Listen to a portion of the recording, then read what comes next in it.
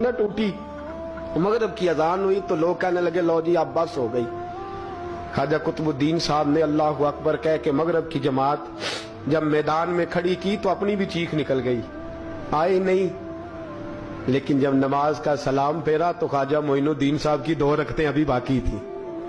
خواجہ صاحب پیچھے نماز پڑھ رہے ہیں، سلام پھیرا اور نماز کے بعد جب اٹھے نا تو خواجہ صاحب کے سینے کے سینہ لگا تو کہا حضرت جی میں شہزادہ تھا، آپ نے کہا تھا خشک روٹی کھانا تو میں نے خشک کی کھائی ہے، آپ نے کہا تھا فاقے کرنا تو میں نے کیے ہیں، آپ نے کہا وطن واپس نہیں جانا تو میں نہیں گیا۔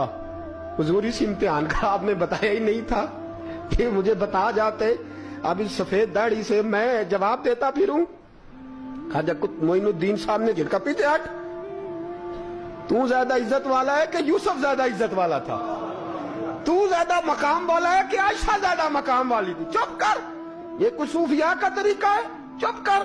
عرض کی حضور غلطی ہو گئی، میں پہلے نہیں رویا، تو ملا ہے تو رویا ہو، میں پہلے نہیں تڑپا، میں نے شکوا نہیں، تو ملا ہے، اپنا ہی کو ملے تو دکھ یاد آتے ہیں نا۔ فرمایا چپ کر، جا سلطان سے کہہ دے سویرے نماز کے بعد عدالت لگا دے۔ سویرے جب عدالت لگی نا تو خواجہ معین الدین صاحب بازو پکڑا خواجہ قطب صاحب کا، نکلے تو دیکھا لائنیں لگی ہیں، مجمع لگا ہے، آنکھوں میں آنسو آ گئے۔ کہا حضور آپ کیوں روتے ہیں؟ فرمایا میرا دل تھا لوگ میرے کتب کی شان دیکھنے آئے، یہ کتنے بدبخت ہیں، میرے کتب کی رسوائی دیکھنے آئے، کتنے نالائق ہیں، رسوائی دیکھنے اتنے آئے ہیں، شان دیکھنے آتے ہی نہیں۔ اللہ اکبر۔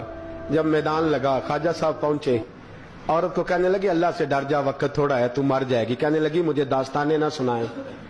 قاضی صاحب سے کہنے لگے قاضی صاحب آپ حقیقت حال سے آگاہ ہیں، خیال کریں۔ کہنے لگے خواجہ صاحب دلیلیں نہ دیں، گواہ لائیں، بات نہ کریں۔ خواجہ صاحب رحمت اللہ علیہ کہنے لگے گواہوں کو بلاؤ۔ گواہ آئے تو خواجہ معین الدین صاحب نے نظر، تم ہو میرے کتب پر، میرے کتب کے جرم کے گواہ؟ ان کی زبانیں کانپنے لگی، ہاتھ کانپنے لگے، میں بولتے کیوں نہیں؟ جب ان کی نظریں جھکی تو بادشاہ کہنے لگا اگر اب تم نے گواہی نہ دی تو تمہیں میں مجرم بنا کے 80 کوڑے ماروں گا، میں مجرم بنا کے 80 کوڑے ماروں گا۔ کہنے لگا جی دیکھا ہے، جی دیکھا ہے ہم نے تہجد کے وقت۔ جب سب گواہیاں پوری ہو گئی، عورت بھی تڑپ رہی ہے، رو رہی ہے، 2 مہینے کا بچہ گود میں ہے۔ اب بولیے بولیے، علماء ظواہر بھی کھڑے ہیں، حسد کرنے والے جلنے والے بھی کھڑے ہیں، ہندو تو ویسے ہی تالیاں بجا رہے ہیں۔